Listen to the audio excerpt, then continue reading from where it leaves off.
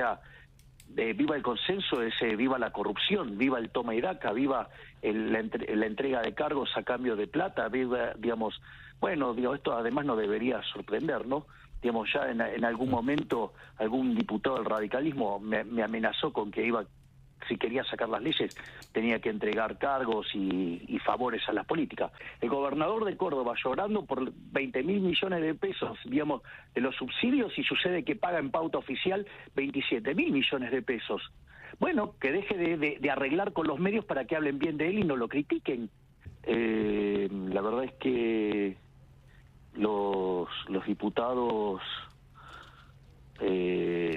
digamos, que han traicionado a las ideas de la libertad y que han engañado al electorado diciendo que venían por el cambio, demostraron que estaban dispuestos a desguazar la ley con tal de no tocar sus privilegios de casta. Y desde mi punto de vista, lo que ha pasado es muy interesante porque mostró quiénes son los que verdaderamente están del lado del cambio y dejó en evidencia quiénes son los estafadores, los que engañan a la gente y que están en política no para servir a la gente, sino para hacer negocios.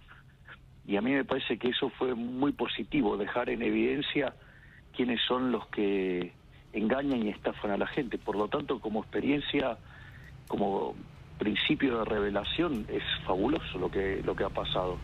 Porque además, de vuelta, esto no afecta a la dinámica de corto plazo, solamente es sobre el largo plazo. Nosotros en el corto plazo tenemos un programa de estabilización duro, aprobado y avalado por el Fondo Monetario Internacional. De hecho, ya en el mes de enero estamos alcanzando el equilibrio financiero, sí, algo que solamente ocurrió cerca de 10 veces en los últimos 123 años, y es algo que no tiene casi ningún país del mundo, lo cual además asegura que, imagínese que cuando usted tiene déficit cero, la deuda no crece, consecuentemente estaríamos ingresando en un sendero de solvencia intertemporal, quiere decir que Argentina puede pagar su deuda, y esto es tan fuerte que a pesar de los desmanes y los desastres hechos por diputados y gobernadores, aún así, digamos, los bonos no sufrieron mayor impacto por la solidez de la política fiscal que estamos mostrando, por el saneamiento que estamos haciendo del Banco Central. El Banco Central, por ejemplo, en la última jornada compró cerca de 170 millones de dólares. Llevamos acumulado desde que asumimos 7.000 millones de dólares.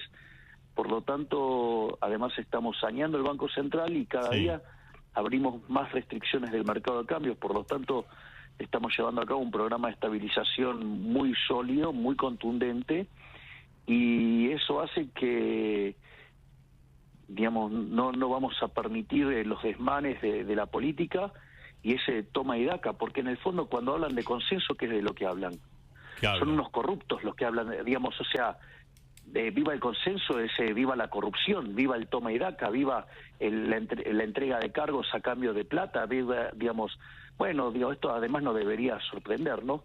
Digamos, ya en algún momento algún diputado del radicalismo me amenazó con que si quería sacar las leyes, tenía que entregar cargos y favores a las políticas. Bueno, nosotros no estamos dispuestos a hacer política de esa manera mugrosa, de esa manera corrupta, de esa manera perversa, digamos, donde se hacen negocios. Ejemplo, digo, ¿dónde empezó a estallar todo? Cuando se trató el tema de los fideicomisos. Claro, justamente, que son grandes cajas donde roba la política, hay que explicárselo a la gente. Esto estalló cuando empezaron a meterse con que no se podían tocar las cajas de donde roba la política. Entonces ahí muchos diputados dejaron los dedos marcados. Esto es maravilloso lo que pasó. Por eso di la orden de bajar la ley, porque los dejé en evidencia quiénes son las castas, quiénes son los corruptos, quiénes son la mugre de la política, quiénes son los que arruinan a los argentinos. Ahora, y fíjese esto, porque nosotros ahora le cortamos a las provincias las transferencias, por ejemplo, en transporte. Sí. Algo que nosotros habíamos avisado, si nosotros... Pero recibió muchas críticas, ha recibido, no, peores son las críticas que están recibiendo los gobernadores. El gobernador de Córdoba llorando por 20.000 millones de pesos, digamos, de los subsidios, y sucede que paga en pauta oficial 27.000 millones de pesos. Bueno, que deje de arreglar con los medios para que hablen bien de él y no lo critiquen. Y lo mismo le pasa, digamos, al gobernador de Santa Fe. Es decir, entonces, lo que nosotros vamos a hacer es mostrar quiénes votan en contra de la gente, en favor de los privilegios de la política, y dejar en claro el despilfarro y la corrupción que hay, digamos, en las distintas provincias con los gastos que hacen. Claro. Esto es así, Marcelo. Nosotros vinimos a cambiar de cuajo este país corrupto. Ahora, presidente, entonces, la decisión de quitar los subsidios fue al otro día de la caída de la ley. ¿Fue como una vendetta? O sea, porque dicen que usted los quiere fundir a los gobernadores. No, digamos, nosotros hemos avisado que, dado los desmadres que estaban llevando a cabo, sí, y en primer lugar, nosotros dimos una primer señal de que estaban actuando mal cuando quitamos el capítulo 4. Nosotros habíamos avisado, nosotros vamos a déficit cero. Nosotros creíamos que llegábamos al equilibrio primario en enero y al equilibrio financiero en marzo. Bueno, lo logramos en enero. Bueno, y nosotros hemos avisado que si no nos daban las herramientas íbamos a recrudecer los ajustes y que esos ajustes iban a caer sobre las provincias. Bueno, nosotros le hemos bajado las transferencias a las provincias 98%. ¿Qué es lo que quería la gente? Que hagamos el ajuste y que el ajuste lo pague la política. Ahí está. Bueno, que ahora los gobernadores hagan el ajuste, que es lo que tienen que hacer. Ahora, a ver, yo tengo que enfrentar, Marcelo, digamos, sí, yo como tengo que enfrentar un ajuste de 15 puntos del PBI. Claro. Y ellos no pueden enfrentar, todos juntos no pueden enfrentar un ajuste de 1,5 puntos. Vamos. Pero ahora, los gobernadores... Vamos, que dejen de gastar de manera espuria, que dejen de contratar, digamos, tanta pauta oficial para que los medios y los periodistas corruptos hablen bien de ellos, sí, que dejen de gastar en recitales, digamos, para favorecer artistas que después le hablen bien de ellos. Esa es la realidad. Ahora, ¿Queremos la Argentina corrupta? Queremos la Argentina corrupta, toda podrida de la casta, donde en esa casta entran, los políticos ladrones, donde entran los empresarios prebendarios, donde entran los sindicalistas que van en contra de la gente, donde entran, digamos, todo el periodismo ensobrado, corrupto, sí, y los profesionales funcionales a eso. ¿Qué Argentina queremos? Ahora, pero presidente, lo que dicen los gobernadores, y esto es cierto en este sentido, usted en este caso le corta los subsidios del transporte, al final el transporte va a aumentar, lo va a pagar la gente eso. No necesariamente, digamos, o sea, pueden dejar de gastar tanto en pauta oficial, pueden dejar de gastar en hacer recitales y en hacer ese tipo de cosas. Uh-huh. Y ahora... Es decir, ¿por qué, digamos, o sea... a ver, y le hago una pregunta... Y si lo tiene que pagar, y si se tiene que pagar de la nación, ¿qué? ¿Acaso no es el mismo bolsillo de los contribuyentes? Es una cargada esto. Acá hay que bajar el gasto, acá hay que hacer el ajuste bajando el gasto. Pero como en el gasto hay corrupción, es donde roba la política, entonces no les gusta. Bien, o sea que usted va a profundizar esta posición. Obviamente. Uh-huh. Ahora, cuantas menos herramientas tengo, más tengo que profundizar el gasto público. Porque aparte la pregunta es, le hago una pregunta, ¿qué, acaso no lo puedo hacer? ¿Acaso las provincias no tienen sus propios recursos, que son la coparticipación, más la recaudación propia? Bueno, que usen sus propios recursos. ¿Usted siente... Yo no voy a negociar de ninguna manera mi programa económico. Yo no voy a negociar bajo ningún punto de vista la meta del déficit cero. No voy a negociar de ninguna manera el saneamiento del Banco Central. Y no voy a negociar de ninguna manera, digamos, ir liberando el mercado de cambios. Es decir, la economía va a salir adelante. Yo voy a exterminar la inflación. Voy a terminar con la inflación, voy a terminar con la inseguridad. Y en el medio...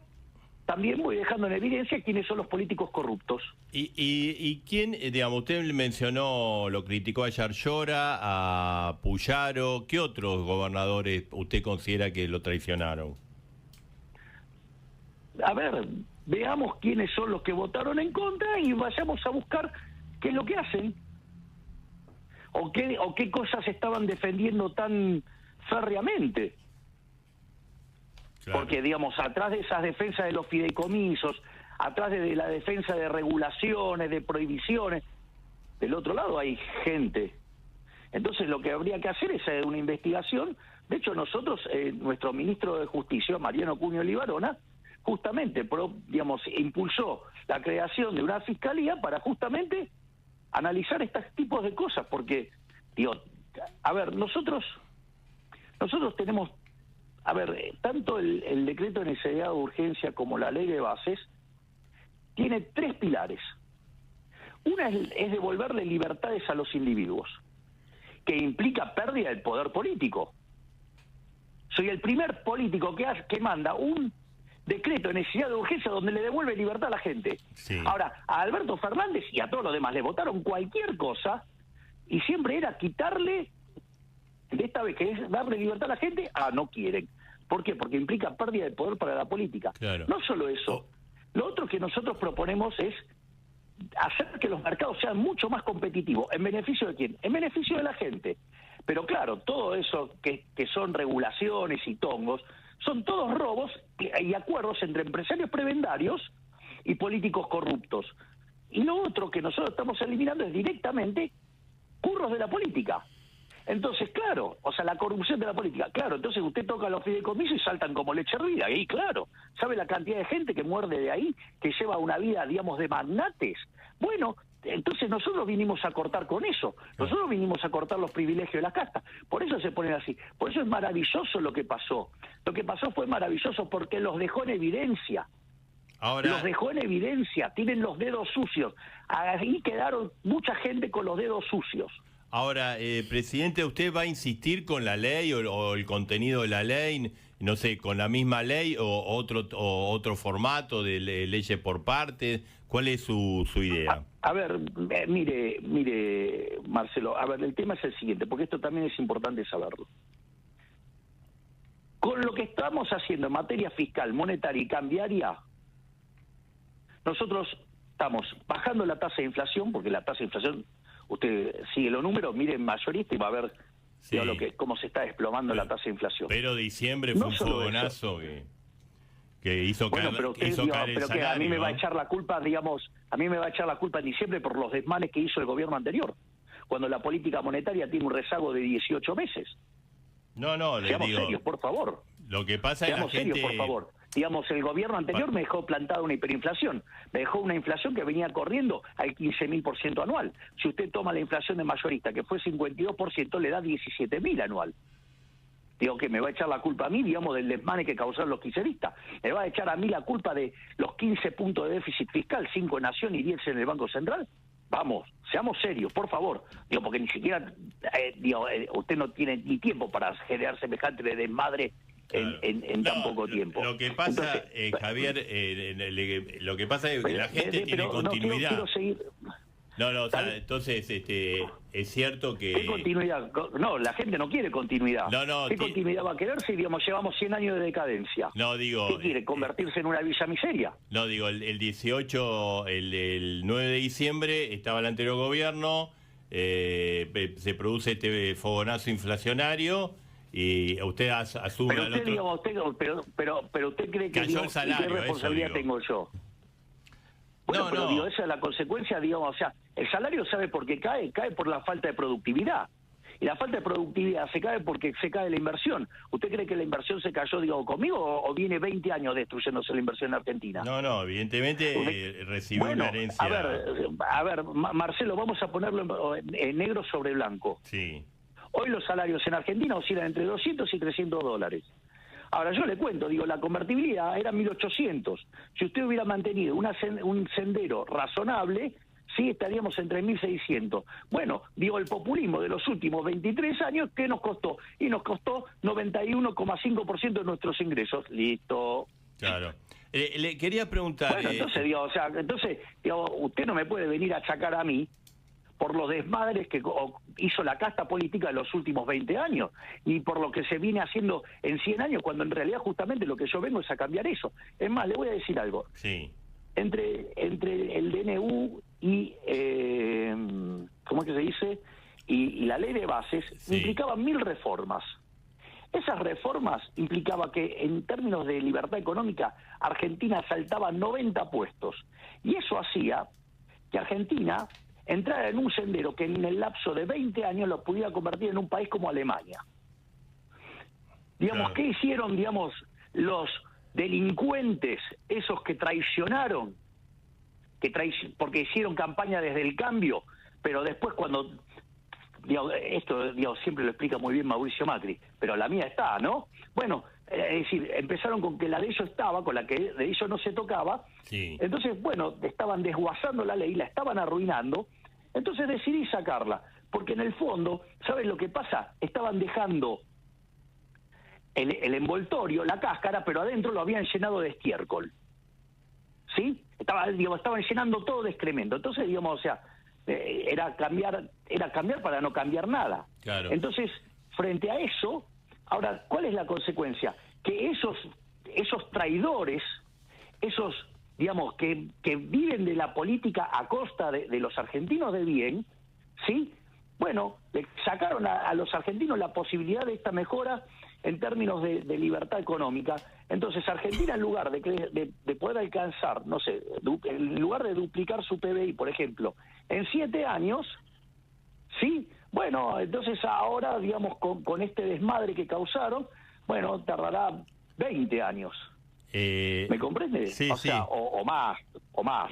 Ahora, o 30. presidente, le quería preguntar, porque habló del paquete fiscal. El paquete fiscal incluía un tema muy sensible, que es la ley de un nuevo régimen para el ajuste de los jubilados, ¿no? O sea, ahora el próximo aumento viene con la fórmula de Alberto Fernández, que va a haber una pérdida. La idea de ustedes es corregir eso, de establecer alguna vinculación con un ajuste inflacionario. De hecho, nuestro primer proyecto, ¿sí? Donde los gobernadores presionaban para causar un desmadre fiscal, porque querían hacer déficit cero, pero sin ajustar, sino aumentando los ingresos más que proporcionalmente, de modo tal que pudieran ir a déficit cero gastando más. Eso es lo que hay que saber. Por eso se bajó el capítulo 4, por todos los desmadres que estaban impulsando gobernadores y obviamente desde sus diputados. Es decir, de déficit cero no querían nada. Es decir, querían gastar más, pero querían alcanzar el resultado fiscal aumentando los ingresos más que proporcionalmente. Y eso todo contra nación. Ese es el nivel de irresponsabilidad por el cual, digamos, uno se baja el capítulo 4. Nosotros bajamos el capítulo 4 frente al desmadre fiscal que proponían las provincias. Y en ese contexto se lo bajamos. Y ellos lo festejaron. ¡Oh, qué gran logro tuvimos! Porque se tuvo que bajar. Y después que se dieron cuenta que el ajuste seguía y entonces el ajuste lo tenían que hacer ellos. Entonces quisieron venir a negociar y volvieron a traicionar. Entonces cuando volvieron a traicionar, saqué la ley y le dejé en evidencia que son unos delincuentes. ¿Listo? Mire qué lindo. En solo 2 meses terminamos generando el ordenamiento ideológico que quede bien claro quiénes son los que están a favor de la libertad y quiénes son los que están a favor del curro de la política. Es maravilloso. ¿O usted creyó que en 2 meses lograr que la gente pudiera ver con claridad quiénes son los delincuentes y quiénes son los que quieren sacar el país adelante? Y presidente, ahora, vinculado a ese tema, desde ayer, bueno, usted desplazó a los funcionarios vinculados a los gobernadores, en el caso del ANSES, también en la Secretaría de Minería. Hay una especulación de que se va a hacer como una fusión de bloques con el PRO y un acuerdo político con el PRO. ¿Esto es correcto? A ver, si usted toma las declaraciones que yo he venido haciendo desde mucho antes de las PASO presidenciales, yo siempre hablé de un ordenamiento político. Yo no tengo la culpa que no la vean. Si no la ven, no la ven. Por eso le digo, lo que pasó con la ley Bases es fabuloso. Dejó en claro quiénes son los que quieren el cambio y quiénes quieren seguir robando con la política. ¿Y usted habló con Macri estos días, por ejemplo, de ese tema? Yo tengo un diálogo fluido con el presidente Macri. Está bien. Porque ahí también se tienen que ordenar, porque vio que una cosa es Macri, otra cosa es Patricia Bullrich. Bueno, pero está bien, digamos, o sea, bueno, la señora Bullrich es parte de mi gobierno.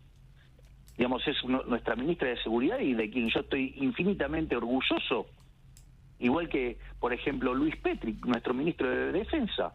Claro. Así es que en ese sentido yo estoy plenamente satisfecho y hay una clara intención de que, la verdad es que lo que ha pasado con la ley base se acomodó claramente quién está de cada lado. O sea, Es lo que yo venía proponiendo ya desde el 2022 o 2021 casi le diría, después de ser diputado, electo diputado. Ahora, presidente, y o sea que se puede, que se va a explorar la posibilidad de ese acuerdo. Obviamente, porque de modo espontáneo y natural se dio. Claro. Se dio después de la elección del 22 de octubre y se convalidó en los hechos en la Cámara en los últimos días. Por lo tanto, me parece que es algo que naturalmente fluye hacia eso. ¿Usted tiene decidido quién va? Además que nos llevamos muy bien. Claro. ¿Usted tiene decidido quién va a ocupar el ANSES y la Secretaría de Minería?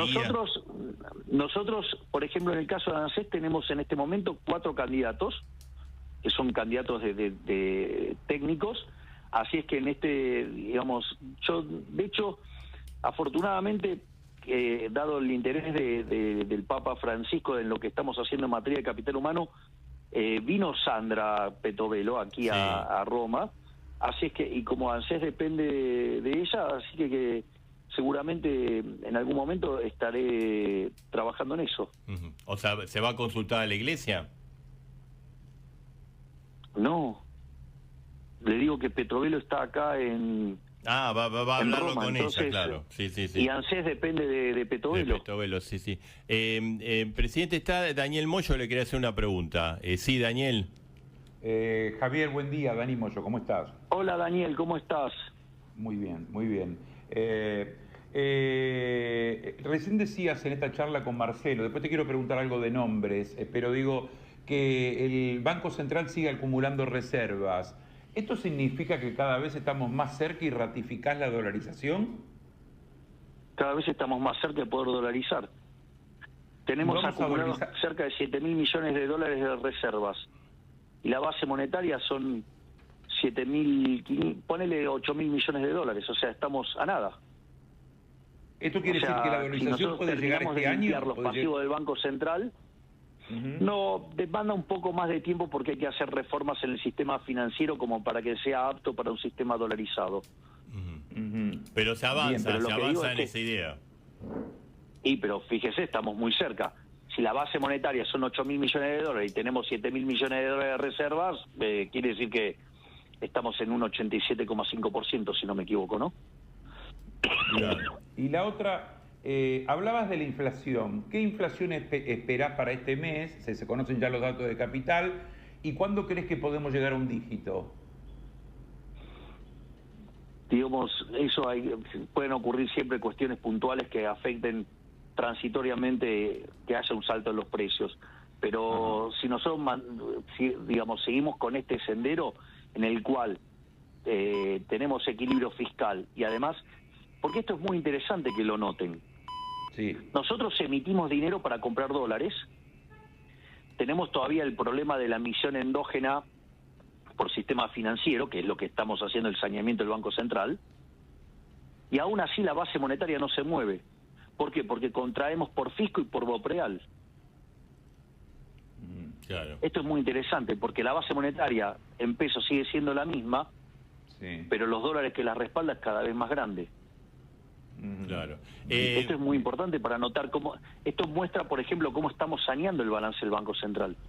Presidente... Y cuanto más saneado está el balance del Banco Central, el nivel de precios subyacente de la economía es más bajo. Por ende, digamos, eso baja la tasa de inflación.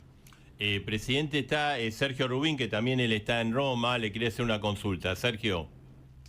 Sí, presidente, buen día. Acá hay una gran expectativa por el encuentro, no solo de los argentinos, yo diría en Italia, una gran expectativa por su encuentro con el Papa. El Papa habla mucho de la búsqueda de consensos, de diálogo, y en esto de la ley ómnibus no sé qué va a pasar, si seguirá, insistirán, pero hubo mucha pelea y usted ha sido muy fuerte en sus declaraciones. ¿le dará un poquito de bolilla Le hago al una Papa pregunta, le hago una pregunta. ¿Cuál es el sexto mandamiento? No robar, dice usted. Claro, y usted entonces, digamos, cuando me habla de consenso, ¿qué es avalar a los ladrones? No, por supuesto que no, pero como No hay sé, que pregunto, negociar en política. porque entonces, si consenso es validar el robo de los políticos, bueno, a mí no me va a encontrar de ese lado. Ujú. Ahora, Pero no creo que el Papa me esté pidiendo, digamos, que sea laxo con el robo de los políticos. No, claro. Ujú. Ahora, Pero, Javier Milei, está claro que esta frase suya, ¿no? Y le agradecemos el diálogo aquí en Radio Mitre, son como una bomba, ¿no? Pues los gobernadores dicen, bueno, a mí también me votaron. Bueno, que miren las proporciones, los votos que saquemos nosotros. Ujú. Hablando de Son más votos, altos que los que sacaron ellos. hablando de votos, esa especulación de llamar una consulta popular, por lo pronto no se va a dar ahora, ¿no? Es que, de vuelta, Marcelo, para la dinámica macroeconómica de corto plazo, yo no necesito la ley. Esto era para hacer un salto en la tasa de crecimiento de largo plazo. Entonces, ok, digamos, si los gobernadores y los diputados de dedos sucios están en contra de la gente y no quiere que la economía crezca porque ellos no pueden ceder a sus privilegios, bueno, lo muy bueno de todo esto es que quedaron en evidencia frente a la sociedad. La sociedad tiene claro, digamos, quiénes son sus enemigos hoy, ¿sí? Y bueno, el proceso electoral lo irá depurando y en el año 2025 podremos tener un Congreso mucho más comprometido con las ideas de la libertad y podremos seguir avanzando. Claro. Es decir, porque está claro que estos delincuentes son una máquina de impedir, que no quieren que la Argentina le vaya bien. Entonces, o sea, tendremos que focalizarnos en nuestras políticas de corto plazo, de asegurar la estabilidad económica y tener en caja las cuestiones de seguridad e ir a fondo con la corrupción de la política. Claro. Sí, Sergio, sí. No, perdón que insista, presidente. ¿Qué espera usted llevarse del encuentro con el Papa? Yo creo que vamos a tener un diálogo muy fructífero, que es igual que el que tuvimos cuando hablamos por teléfono. Ojalá que tengamos la posibilidad que la salud de su santidad esté en condiciones como para que venga a visitar a los argentinos. Yo creo que es muy importante, digamos, el sostén moral, en especial en un país con tanto arraigo en el catolicismo. Es el jefe espiritual de los católicos. Me parece que no es una cuestión menor. Me parece que sería, aparte, vamos a ponerlo bien claro, es el argentino más importante de la historia. Digo, es un papa. Digo, no podemos perder esa perspectiva. Es decir, esto no puede quedar atrapado en rencillas ideológicas, sobre todo siendo un líder espiritual. Seguro. A ver, Dani, otra pregunta para el presidente. Dos preguntas más. Porque ¿Me pueden dar solamente un segundo? Sí. Porque como fui a una iglesia y hace frío, estoy muy abrigado acá en el hotel y estoy transpirando. ¿Me dan un segundo, por favor? Sí. Tranquilo. Sí, por favor, cómo no. es un segundo, por favor. Estamos hablando con el presidente de la Nación en una semana donde, bueno, pasó de todo, son declaraciones muy fuertes, obviamente. Buena nota, buena charla. Ya los medios están levantando las declaraciones de Javier Milei. Marcelo. Sí, ya está ahí. Acá estoy, Es verdad que Es más, pueden chequear que en mi Instagram, que estuve en San Pietro Víncola, me sacaron una foto mirando la escultura de Moisés. Ah, bien. Pero es verdad que en su oficina le dicen el freezer, los ministros. Sí, es verdad. Porque está con... Es verdad. Porque usted tiene el termostato ahí medio complicado, ¿no? Después va a tener Y que contar la historia de bueno. esa campera, ¿no? La historia de la campera, que siempre la tiene puesta, ¿no? Y, Sí, digamos, o sea, Te cuento. siempre ando con camperas. sí, sí. Siempre estoy con camperas. Es medio bilardista, me parece. Claro. Te cuento, la Bilardista, cábala. cábala. Marcelito, te cuento un Sí. chimento. Él se cambió de la embajada, se fue a un hotel y me dicen que es porque, no sé si él me lo dirá, que no andaba el aire acondicionado y estamos en febrero en invierno y se cambió por, no sé si será verdad, ese es el chimento que corre. ¿Es así, presidente? Sí, es verdad. Sí, el termostato no le anda de todo bien, ¿no? Eso. Javier, Bueno, ¿qué quieren? algunos... Que digo, o sea, son cosas que, No, digamos, está- el capital humano trae sus desperfectos también, Seguro. en especial cuando pasan los años. A ver, Daniel, le da la pregunta, sí. digo algunos nombres propios, porque el ministro Guillermo Franco está plenamente ratificado, es decir, hubo algunos rumores en la semana. A ver, lo voy a poner en estos términos. A ver, Yo empecé a interiorizarme y a ingresar en la política de la mano de Guillermo Francos. bien. Además, Guillermo Francos es mi amigo. O sea, Bien. al margen de todo, o sea, Guillermo Franco está firme como rulo de estatua. Bien, buena definición. Exactamente. Y otras más. Se habla de esta unión, imagino que el otro día lo llamaste a Macri para saludarlo por el cumpleaños, y que ahí Macri te Obviamente habría que le sugerido- escribí. Por eso, y te habría sugerido algunos nombres. Por ejemplo, se habla de que se puede incorporar al gabinete el Colorado Santilli, que se puede incorporar a Andrés Ibarra. Son nombres propios que están sonando. son todas especulaciones desde los medios. No es el tipo de charlas que yo tengo con el presidente Macri. Ujú. Pero ni por las tapas, o sea,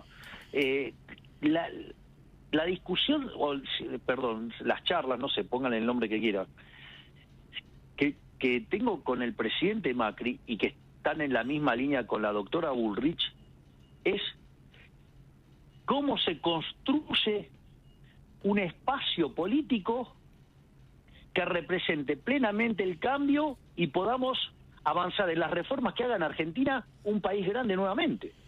Ese es el core de las charlas. Después, ¿quiénes son los mejores instrumentadores? Discusión técnica. Es una discusión técnica. Pedir además que me asesore y digo, ok, necesito cubrir este espacio porque no estoy satisfecho con lo que estoy viendo. Entonces, bueno, o sea, y en ese contexto me pueden llegar a sugerir, pero es una cosa mucho más amigable, por decirlo de alguna manera, no de la manera que se plantea. Es decir, nosotros, el core central de cuando discutimos este tipo de cosas Sí. es cómo hacemos grande la Argentina nuevamente. Ya. Ese es el core central.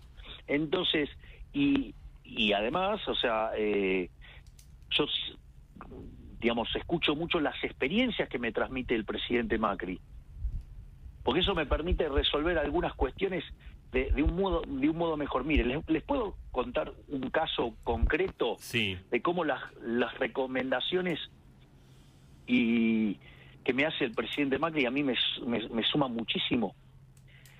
Mire, yo venía de tener una suerte de altercado en A24, que estaba en el programa de Esteban Trebuch, Sí. excelente periodista y mejor persona aún todavía, y había mucho murmullo fuera. Evidentemente, en un momento el nivel de murmullo era absolutamente insoportable, y dado que era insoportable, dije, pueden parar un poco de tanto hablar, cosa que obviamente, digamos, el otro bando político, la disputa, quiso mostrarlo como que yo, digamos, y lo operó así fuertemente desde los medios, como que yo escuchaba voces y tratándome de loco.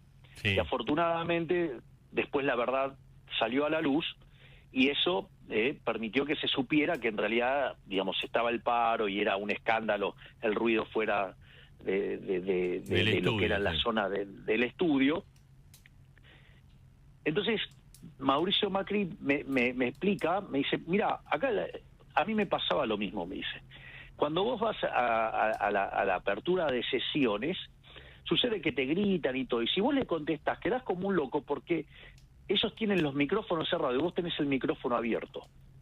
Entonces me dice, cuando es así, olvídate y hacé de cuenta que no existen, y vos seguís porque nadie sabe qué es lo que está pasando del otro lado, lo que están gritando, lo que están haciendo, pero sí escuchan lo que vos decís. Y ese consejo que me dio Macri, por ejemplo, fue muy valioso para ¿cuándo? Para el debate, que fue el caso de los tosedores. Cuando yo estoy haciendo el remate final, digamos que además yo le avisé a los organizadores que estaban haciendo trampa, porque eso también hay que decirlo, que la organización del debate fue sucia, ¿sí? Y que fue sesgada para tratar de perjudicarme.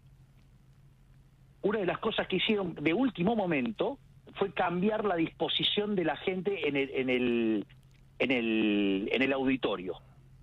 Y yo que iba a tener de frente mío a la gente que trabaja conmigo, la pusieron de otro lado y me pusieron a la gente de masa. Que claramente, cuando yo empecé a dar el remate final, que es algo muy importante en un debate, sucede que se pusieron todos a toser.